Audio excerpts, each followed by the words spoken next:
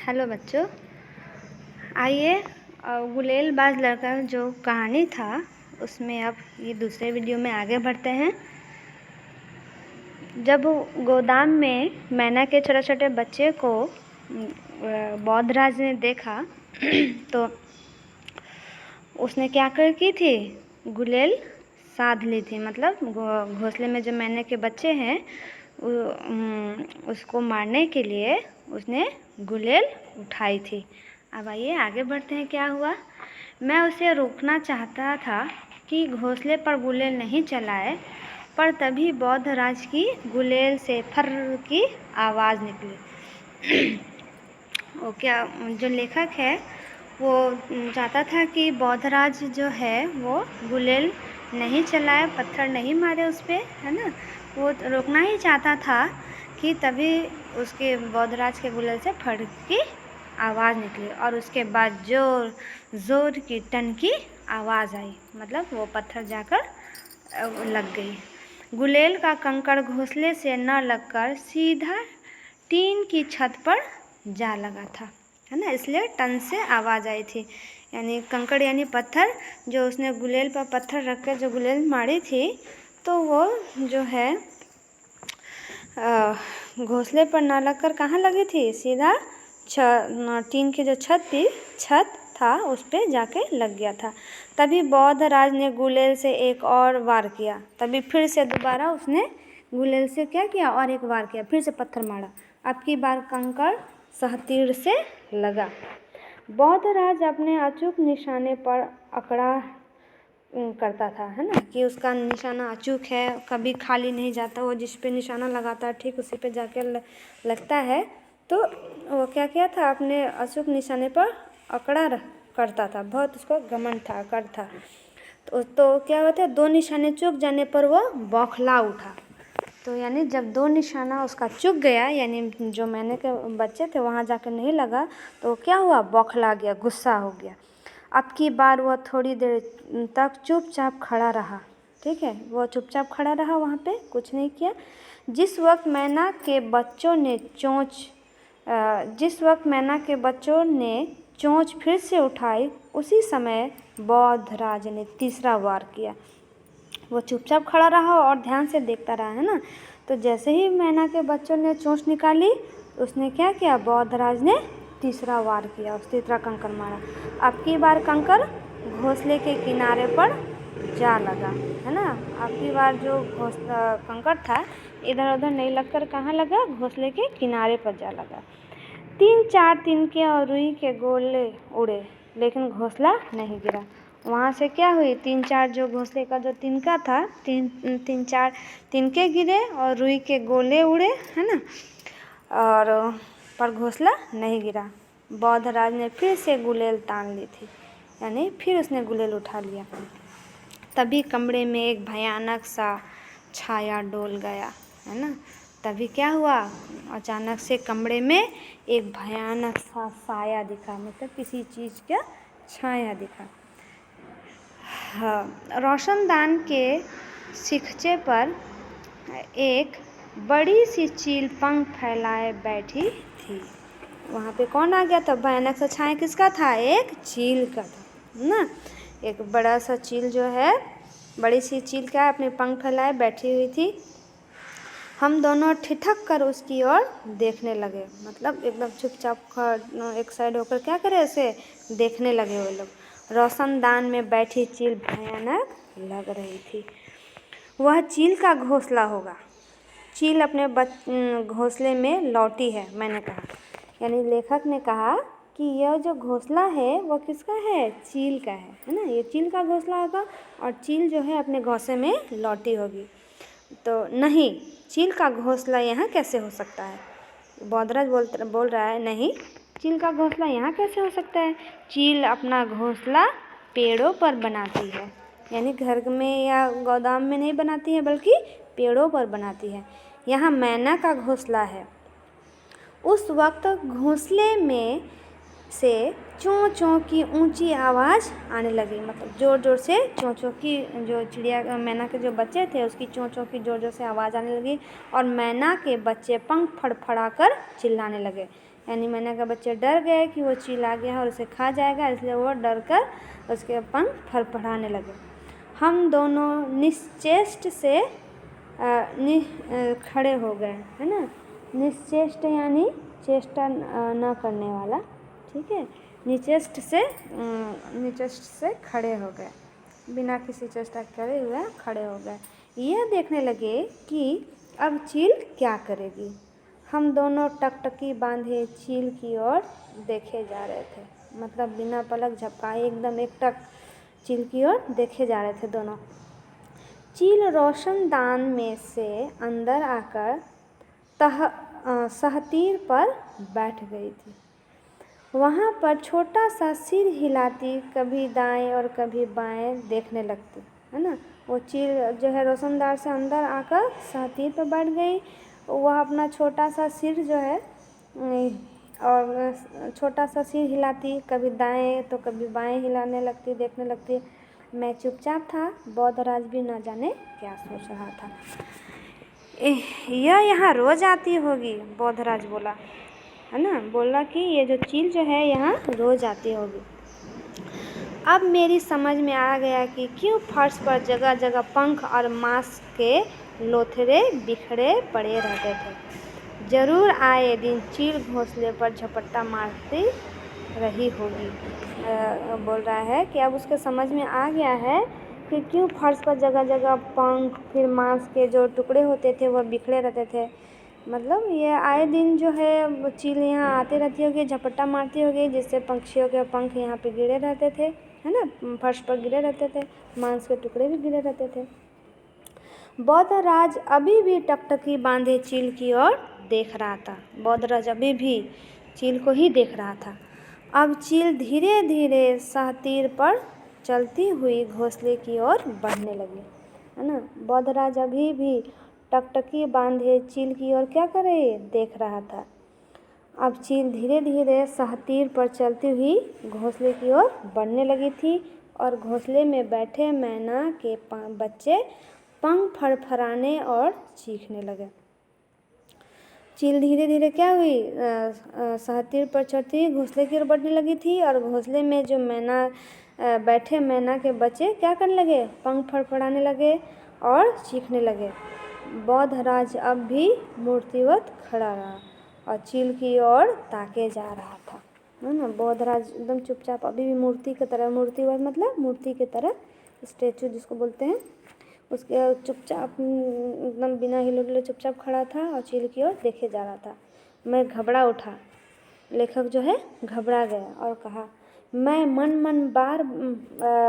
मतलब लेखक घबरा उठे, मैं मन में बार बार कहता, क्या क्या फ़र्क पड़ता है अगर चील मैना के बच्चों को मार डालती है या बौद्धराज अपनी गुलेल से मार डालता है। मतलब दोनों ही स्थिति में चिड़िया के बच्चे, मैना के जो बच्चे वो मरने वाले हैं, या तो चील मार के खा जाए, मार डाले, या बौद्धराज अपने गुलेल से मार डालेगा। नहीं तो अगर चील नहीं आती तो इस वक्त तक बौद्धराज ने मैना का घोंसला नोच भी डाला होता। यानी अभी तक घोंसला ठीक ठाक नहीं रहता, है ना, अभी तक घोंसला नोच डाला होता, जो पक्षियों को बच्चों को अपने पॉकेट में रख लेता या कुछ करता। तभी बौद्धराज ने गुलेल उठाई और सीधा निशाना चील पर बांध दिया। तभी बौद्धराज क्या हुआ, अपना गुलेल उठा लिया, अपनी गुलेल उठाई और सीधा जो निशाना जो है चील पर लगाया। चील को मत छेड़ो, वह तुम पर झपटेगी, मैंने बौद्धराज से कहा। लेखक बोल रहे हैं कि चील को मत छेड़ो, अगर तुम उसे छेड़ोगे तो वो तुम पे झपट्टा मारेगी, है ना। चील को निशाना नहीं लगा, कंकड़ छत से टकराकर नीचे गिर पड़ा।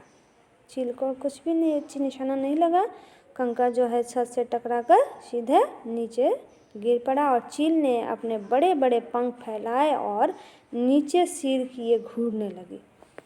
चील जो है देखने लगा, चारों अपना पंख, बड़े बड़े पंख फैला दिया और नीचे की ओर घूरने लगा। चलो यहाँ से निकल चले, मैंने डर कर कहा। लेखक बोलते हैं कि चलो जो उसको डर हो गया कि चलो यहाँ से जल्दी चलो और यहाँ से निकल चले।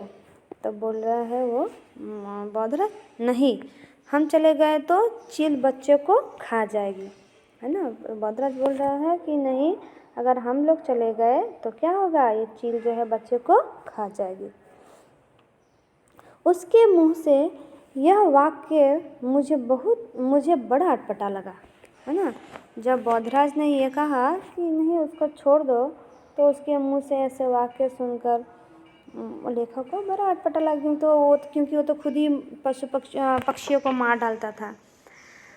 तो जब उसने सुना कि बौद्धराज ऐसा कर रहा है कि नहीं, अगर हम लोग उसे छोड़ देंगे तो वो पक्षियों के बच्चे को मार डालेगा, है ना। स्वयं ही तो घोंसला तोड़ने के लिए गुलेल उठा लाया था, वो तो खुद ही घोंसला तोड़ने के लिए उठा लाया था। अब उसके मुंह से ऐसे वाक्य सुनकर उसे अटपटा सा लग रहा है कि अगर हम लोग चलेगा तो बच्चे को मार डालेगा। बौद्धराज ने झट से गुलेल मुझे थमा दी और जेब से 5-7 कंकड़ निकाल कर मेरी हथेली पर रखे। बौद्धराज ने क्या किया, अपनी गुलेल जो है लेखक के हाथ में दे दिया और अपनी जेब से 4-5 कंकड़ निकाल के भी उसकी हथेली पर रख दिया। तुम चील पर गुलेल चलाते रहो जाओ, उसे बैठने नहीं देना।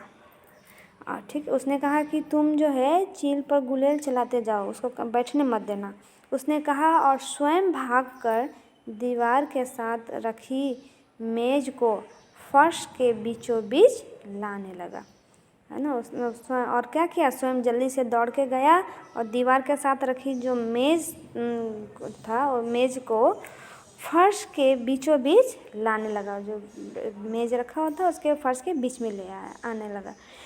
मैं गुलेल चलाना नहीं जानता था। 2-1 बार मैंने कंकर रखकर गुलेल चलाई, लेकिन इसी बीच चील गोदाम के दूसरे सहतीर पर जा बैठी। लेखक को गुलेल चलाना नहीं आता था, तो उन्होंने 1-2 बार कंकर रखकर गुलेल चलाई, लेकिन इसी बीच में चील जो है गोदाम के दूसरे सहतीर पर जा बैठी थी। बौद्धराज मेज़ को मैना के घोंसले के नीचे ले गया, यानी जहाँ पे मैना ने घोंसला बनाया था ठीक उसके नीचे मेज उठाकर ले गया, ले आए। फिर उसे एक टूटी हुई कुर्सी चढ़ा दी और उस पर एक टूटी हुई कुर्सी वहीं पे थी, उसने कुर्सी को मेज के ऊपर रख दिया और उस पर जा खड़ा हुआ और उस कुर्सी के ऊपर जा खड़ा हुआ। फिर बौद्धराज ने दोनों हाथ ऊपर को उठाए। फिर बौद्धराज क्या किया, धीरे से हाथ को ऊपर उठाया, जैसे तैसे अपना संतुलन बनाया, मतलब क्योंकि कुर्सी टूटी हुई थी तो जैसे तैसे अपना संतुलन बनाया सीधा खड़ा रखने के लिए। उसने धीरे से घोंसले को उठा लिया और धीरे धीरे कुर्सी पर से उतरकर मेज पर आ गया, है ना। जैसे तैसे संतुलन बनाया और घोंसले को ऊपर से नीचे उतारा और कुर्सी पर से उतरकर मेज पर आ गया और घोंसले को थामे ही छलांग लगा दी, मेज पर से छलांग लगा दी। चलो बाहर निकल चलो, उसने कहा और दरवाजे की ओर लपका। उसने लेखक को कहा कि चलो चलो जल्दी बाहर निकलो। गोदाम में से निकलकर हम गैरेज में आ गए। गोदाम से निकले और दोनों गैराज जो था गैराज में आ गए। गैराज में एक ही बड़ा दरवाज़ा था और दीवारों में एक छोटा सा झरोखा, है ना। एक बड़ा सा दरवाज़ा था गैराज में और दीवार में एक छोटा सा झरोखा था। यहाँ पर चील नहीं पहुँच सकती, बौद्धराज ने कहा और इधर उधर देखने लगा। उसने देखा कि यहाँ कहीं से चील के आने की जगह नहीं है, तो उसने कहा कि यहाँ अब चील नहीं आ सकती और इधर उधर देखने लगा कि कहाँ कोई जगह है जिससे चील आए, तो उसने इधर उधर देखने लगा। थोड़ी देर में घोंसले में बैठा मैना के बच्चे चुप हो गए। जो मैना के जो बच्चे बैठे थे घोंसले में वो लोग भी चुप हो गए। बौद्धराज बक्से पर चढ़कर मैना के घोंसलों में झांकने लगा, है ना। बौद्धराज का क्या किया, बक्से पर चढ़ गया और मैना के जो घोंसले में झांकने लगा। मैंने सोचा अभी हाथ बढ़ाकर दोनों बच्चों को एक साथ उठा लेगा, जैसे वो अक्सर किया करता था, है ना। उसने सोचा कि अब ये तो क्या कहते हैं, बाप जैसा अक्सर किया करता है, मैना घोंसला में देखता है और जो बच्चे होते हैं हाथ लगाकर उससे निकाल लेता है। तो सोचा कि अब ऐसा ही करेगा, वो बच्चे को उठा लेगा। फिर भले ही उसे जेब में डालकर घूमता फिरे, मगर उसने ऐसा कुछ नहीं किया। वह देर तक घोंसले के अंदर झांकता रहा और फिर बोला, थोड़ा पानी लाओ, इन्हें प्यास लगी है ना। उसने कहा कि चलो इसे थोड़ा सा पानी लाओ, इसे पानी पिलाते हैं, इसे बहुत प्यास लगी है मैना के बच्चों को। उनकी चोंच में बूंद बूंद पानी डालेंगे। तो मैं बाहर गया और एक कटोरी में थोड़ा सा पानी ले आया। दोनों नन्हे नन्हे बच्चे चोंच ऊपर उठाए हाँफ रहे थे, है ना। उस चील के डर से, जो चील उसे मारने आया था उसके डर से बच्चे भी डर गए थे और हाँफने लगे थे। तो चोंच ऊपर करके हाँफ रहे थे। बौद्धराज ने उनकी चोंच में बूंद बूंद पानी डाला, बूंद बूंद करके थोड़ा थोड़ा पानी डाला और बच्चों को छूने से मुझे मना कर दिया। बोला कि बच्चों को मत छूना, है ना, उन्हें मना कर दिया, नहीं तो वे डर जाएंगे। ना ही उन्हें स्वयं छुआ, वो खुद भी नहीं छुआ और ना ही उन्हें छूने को दिया। इन बच्चों के माँ बाप यहाँ कैसे पहुँचेंगे, मैंने पूछा। लेखक ने पूछा कि उनके माँ बाप तो वहाँ थे नहीं घोंसले में, तो अब इन बच्चे तो अपना घर उनका बदल दिया गया, उनका जो गैरेज में गोदाम से गैरेज में आ गए। तो अब सोच रहे हैं कि उनके माँ बाप कैसे पहुँचेंगे यहाँ पे। तो वे इस झरोखे में से आ जाएंगे। एक छोटा सा झरोखा था, छोटा सा छेद था, है ना। तो बोले कि वो इस झरोखे जो है वहाँ से आ जाएंगे, वे अपने आप इन्हें ढूंढ निकालेंगे। बौद्धराज ने कहा कि वो अपने बच्चों को खुद ही ढूंढ निकालेंगे। हम देर तक गैरेज में बैठे रहे। बौद्धराज देर तक मंसूबे बनाता रहा। मंसूबे यानी इरादे, है ना, कि ऐसा होगा वैसा होगा, ये करेंगे वो करेंगे, ऐसे इस तरह से इरादे अपना बनाता रहा, मंसूबे बनाता रहा कि वह कैसे रोशनदान को बंद कर देगा ताकि चील कभी गोदाम के अंदर ना आ सके, है ना। इस तरह के मंसूबे बनाने लगा। बहुत देर तक बैठे रहे, अब यह मंसूबे बनाता रहा कि कैसे रोशनदान को बंद कर देगा जिससे कि चील जो है कभी गोदाम के अंदर ना आ सके। और जो गोदाम में जो रोशनदान था उसी से वो आ जाता था चील, तो वो कैसे बंद करेगा जो वापस वो चील जो है गोदाम में नहीं आ सके। उस शाम वह चील की ही बातें करता रहा। दूसरे दिन जब बौद्धराज मेरे घर आया तो न तो उसके हाथ में गुलेल थी और न जेब में कंकड़, बल्कि जेब में बहुत सा चुग्गा भरकर लाया था। चुग्गा यानी चिड़ियों का खाने का दाना, है ना। तो उसके जेब में हर वक्त कंकड़ हुआ करते थे, उसके हाथ में हमेशा गुलेल हुआ करती थी। तो आज ये दोनों ही चीज़ नहीं थी, बल्कि उसके पास वो अपनी जेब में क्या भर के लाया था, चुग्गा भर के लाया था, चिड़ियों को खाने का दाना भर के लाया था। और हम दोनों देर तक मैना के बच्चों को चुग्गा डालते रहे और उनके कर्तव्य देखते रहे थे, है ना। कर्तव्य यानी जो उनका कौशल, कैसे कैसे खेल रहा है, कैसे बोलता है, इस तरह का वो लोग दोनों देखते रहे। तो वो लोग बहुत देर तक क्या करते रहे, चुग्गा डालते रहे मैना के बच्चों को और उनके जो कर्तव्य है वो देखते रहे थे। तो बच्चों ये कहानी समाप्त हो गई। कैसे वो जो बौद्धराज था, है ना, और उसने क्या किया था, अपने आप को बदल दिया था। उसकी जो बुरी आदत थी वो बदल डाली। जब वो अपने गुलेल और कंकड़ हमेशा जेब में रखा करता था, अब वो बुरी आदत उसने छोड़ दी, पर चिड़ियों को परेशान करना छोड़ दिया, बल्कि उसके जगह पे उसने उसका खाने का सामान लेके आया, है ना। तो ये जो बुरी आदत है उसने क्या की थी, छोड़ दी थी। बच्चों ये कहानी समाप्त हो गया और अब ये आपको समझ आ गया होगा। धन्यवाद।